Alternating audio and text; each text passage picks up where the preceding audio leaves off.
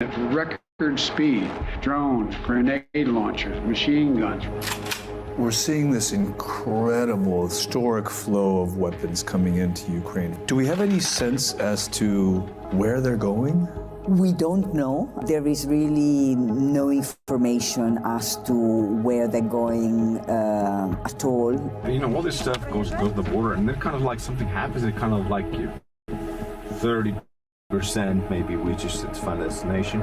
30%? Are you concerned about weapons getting into the wrong hands? I don't care at all whether that happens. What sort of a unit do you command? Can't say. Okay. You know, there are like power lords, oligarchs, political players. One of the biggest targets are convoys like this transporting weapons. Вот там блокпост, где мы ехали, только что въебались туда, прямо в пост. И за деревьями. Вот там Орлан идет. Europeans had come to believe that that project of integration had effectively meant the banishment of armed force. All of a sudden, not far from the borders of the EU, was the most significant war since World War II.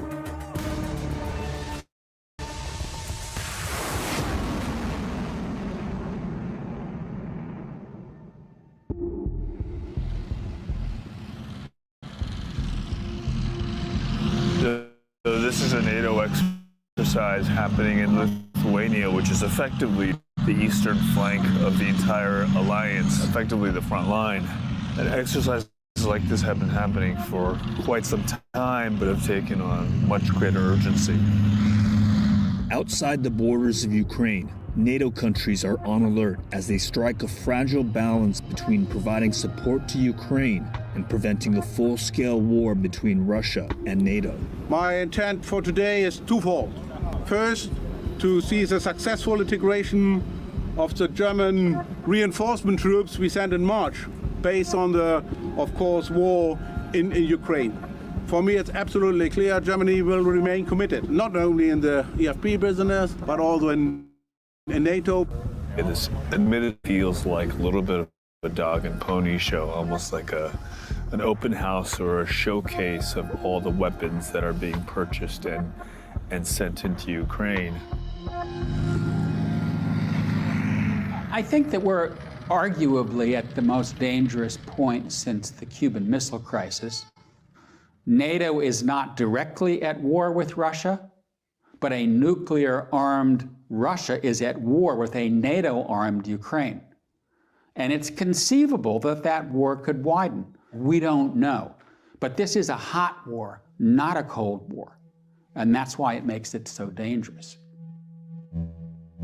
Ukraine and Russia have been at war since 2014, when Russia occupied Crimea, and Russia-backed separatists occupied the Donbas region of Ukraine. But the full-blown invasion in 2022 and the images of Russian tanks en route to the nation's capital of Kiev shook the West to its core and galvanized the US and Europe to ship an unprecedented level of military aid to Ukraine.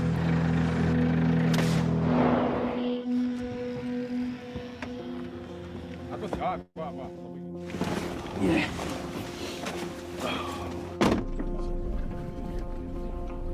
So how long have you been moving supplies into country? Since summer 2014. This whole thing, if you do it like according to the book, it takes 4 or 5 days. And I mean, we don't have that time. And yeah, we go now. Welcome to Ukraine. Yeah. Jonas Ullman and his team work for the non-governmental organization Blue Yellow. While weapons are pouring in, frontline fighters also need supplies like body armor, helmets, and other tactical gear. NGOs like Blue Yellow help fill that gap. We're just a few feet from the border. As soon as we came into the country, the convoy is starting a series of drop-offs. This moment, there's a huge lack of body armor. We're handing out like maybe 20, 30, 50. They will just distribute it in their networks, different units. Yeah. Frontline soldiers don't have body armor? Yeah, sure. For a country trying to defend itself against a much better funded and equipped aggressor, crews like Jonas's have become vital to navigating the tangle of supply lines to reach the patchwork of what are sometimes improvised military units. You as an NGO, you have to toe the line very carefully. You can only move non-lethal aid. Yes. We are cooperating with units who rely to some extent on official support, and they get weapons, etc. But they also rely on us for other things. Cars, drones, optics, etc., etc. The Russians in some ways see this as a war with the West. Ukraine is a proxy for the West, but at the same time, the Russians have been as careful as NATO in not widening the war. They have not chosen to strike against arms depots in Poland, through which arms are flowing into Ukraine. And that is not surprising in the nuclear era, because everybody knows that if you have a military conflict between two sides, both of which have nuclear weapons, you never know where the war is going to go. Jonas, can you help us with 10 night vision devices for a frontline combat unit defending Kiev? Go there and see what we can do.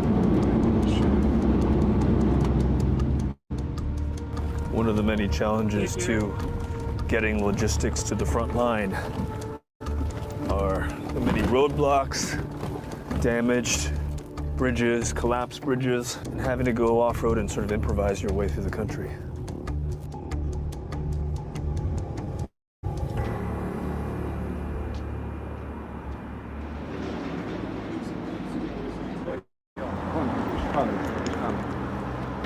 Короче, вот для тебя стёза, что там есть. This woman, who asked that her name be withheld, is part of a network of civilian volunteers who are aiding in the war effort and act as links between groups like Jonas's and local soldiers. Коллиматоры есть. Да, коллиматоры давай. А планов Пикатини нету? Ну давай коллиматоры пусть ищут планки, потому что просят для ближнего боя. Critical are these supplies? Від цієї допомоги залежить життя наших бійців, тому що вони, коли працюють тепловізором, вони вночі бачать цілі, вони бачать супротивника. Коли працюють квадрокоптери, вони бачать місце розташування противника, вони бачать, скільки зброї, яка зброя готується до наступу. Тому це, від цього залежить життя.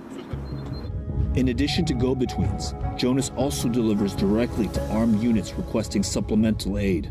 We've just been escorted to a compound, a private compound, and Jonas and his team were delivering some aid to this unit.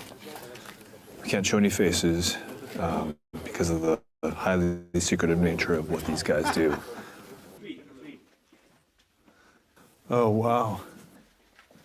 What sort of a unit do you command? Can't say. Okay. Can you walk me through some of what you have here? Патроны.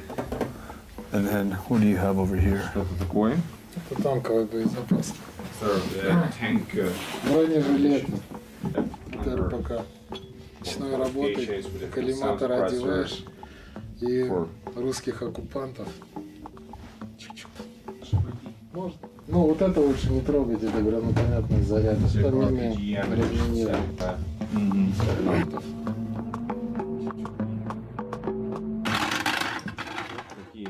You're having to rely on groups like Jonas's to get some of the non-lethal aid? Есть форма, есть автомат. Есть пушки, снаряды и так далее. Но, допустим, есть автомат. Вот к нему нужен коллиматор, прицел. К нему нужен лазерный целеуказатель. Это все блеял. In a war where essentially all able-bodied Ukrainian men under 60 join the fight, weapons and supplies are making their way to almost anyone willing and able to use them. This is a war that has tapped into a lot of emotions. And that's why you have Americans, Europeans, others who are joining the fight. Many of them are ex-military. And so you have to show a certain amount of respect for those people who are volunteering, they're putting their lives at risk to help Ukraine defend its own freedom and sovereignty.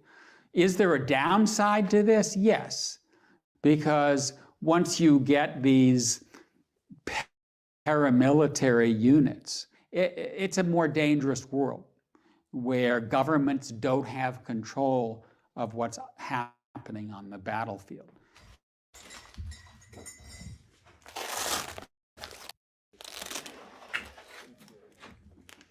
Блін, часи. 6:28. О, хлопці, давайте нажимаємо. Що на балконі должно бути нормальних людей. So right now we get weapons, get our armor, and we'll see what we need for this day.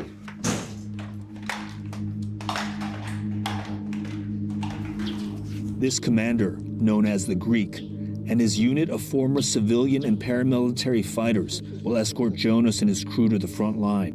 His unit has the firepower to defend the convoy should they encounter ground forces. Я знаю. Все працює, все відробляю. Нищить москалів.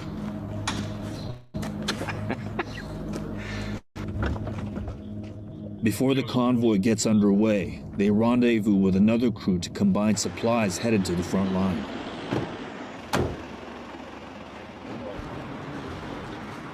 As we follow supply lines, both non-lethal aid and lethal aid, they kind of converge here very, very close to the front.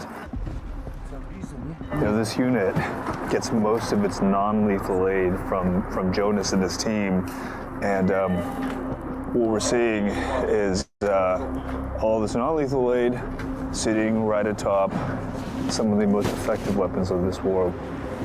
Це наше озброєння, яке прийшло з заходу. Це те, що передали джавеліни.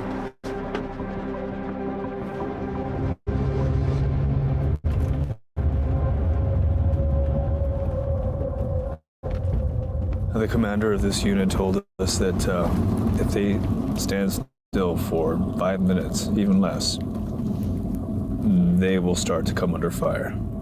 They've got to keep moving at all times, and one of the biggest targets are convoys like this transporting weapons. Yo, straight ahead. What did you say? I said straight ahead. Це на англійському, що я в Америку з тобою їздив. Свободно. Seems there are checkpoints now, like every half kilometer to a kilometer.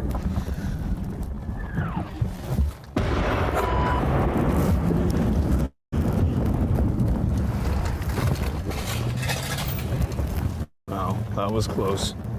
Как-то увидели нас. Понял, друже?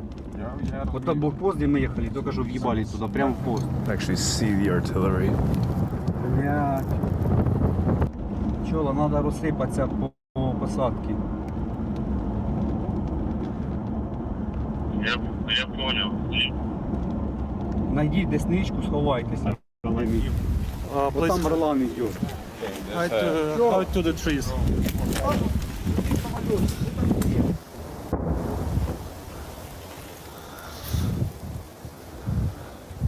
Hearing a lot of incoming and outgoing shelling.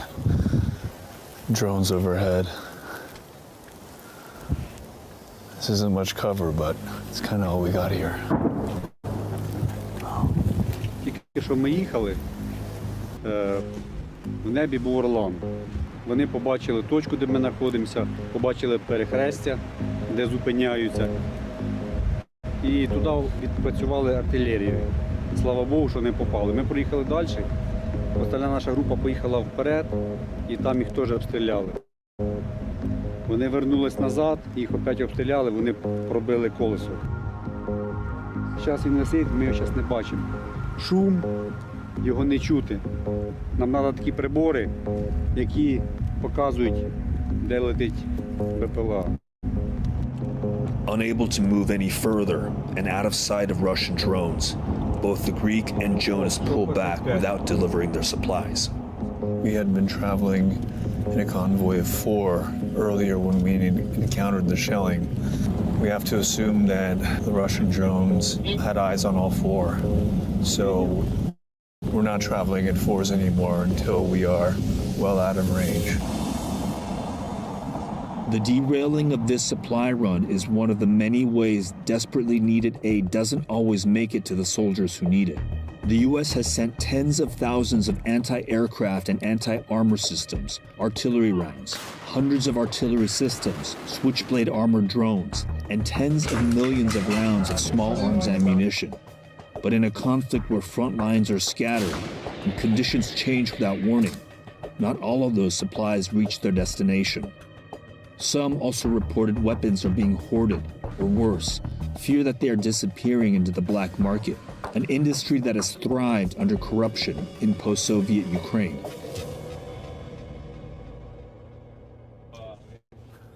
Anybody want to refill here? More? More, yeah, some more. That's for me? Okay, cool. Родился обоим травмы, обкосился.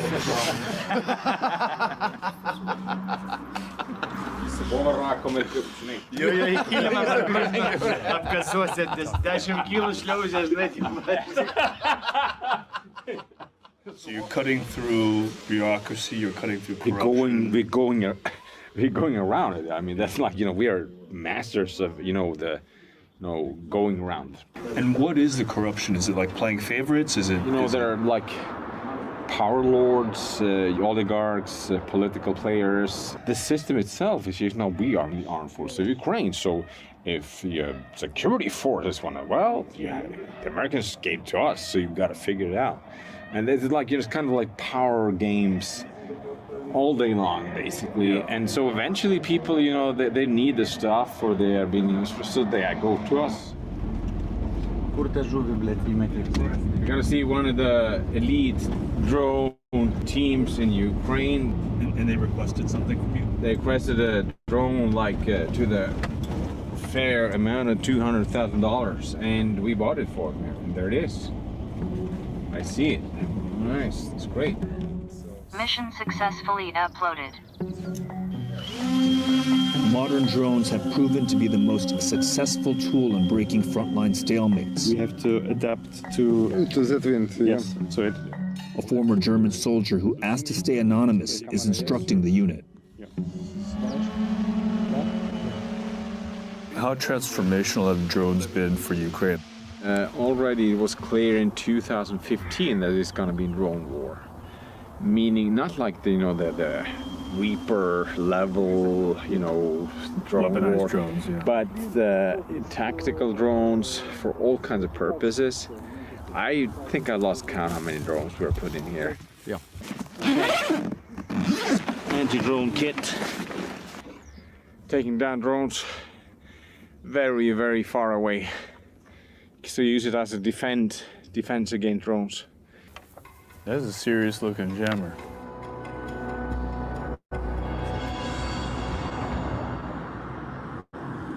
If you provide supplies or logistics pipeline, you've got to be able, there's got to be some organization to it, right? The surprise isn't that, all this stuff isn't getting there. The surprise is that people actually expected it to. We're here in the evacuation. Andy Milburn is a U.S. Marine veteran. Unsatisfied with what he felt was a too hands-off approach from the U.S., he made his way to Kiev after the invasion to train frontline soldiers. I can tell you, unarguably, that on the frontline units, these things are not getting there, all right? Drones, switchblades, IFACs, they're not, all right? Body armor, helmets, you name it. Is it safe to characterize this as a little bit of a black hole? I suppose if you don't have visibility of where this stuff is going, and if you're asking that question, then it would appear that it's a black hole, yeah. Are you concerned about weapons getting into the wrong hands? I don't care at all whether that happens. Of course it's going to happen. It happens in any... I mean, if you don't have guys here supervising the pipeline, but that's not my biggest concern. My biggest concern right now is that the guys who need to kill Russians with those weapons get those weapons.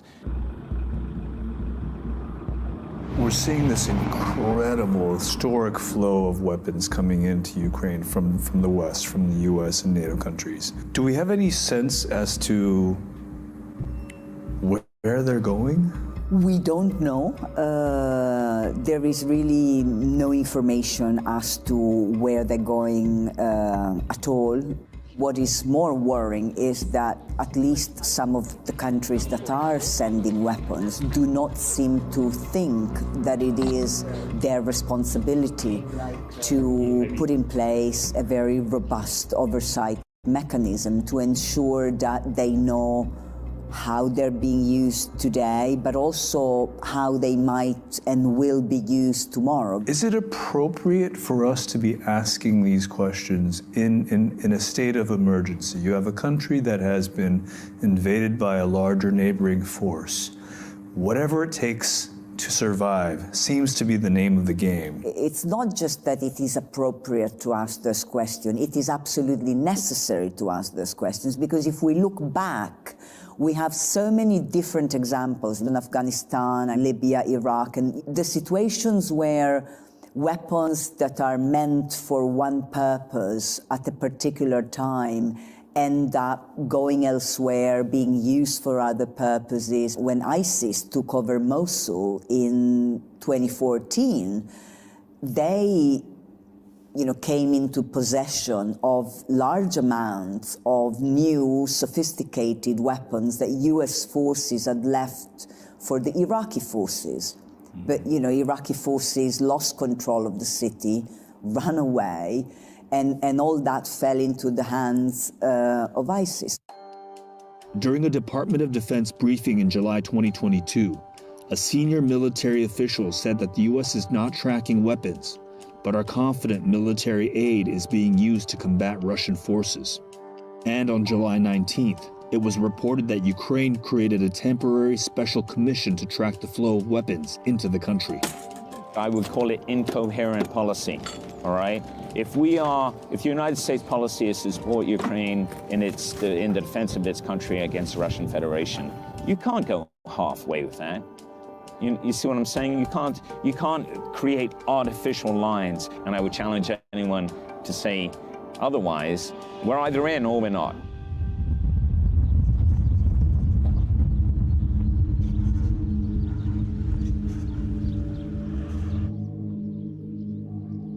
We're now in the heart of the Donbass region, which is the most heavily contested part of Ukraine. And following the convoy here is particularly unnerving because they've been asking for anti-drone equipment, which tells you that there are drones in the sky.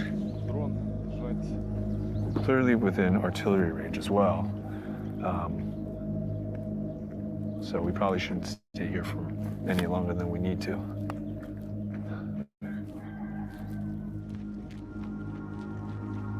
We are in the middle of nowhere. This is just Donbass. Who the f does such a thing?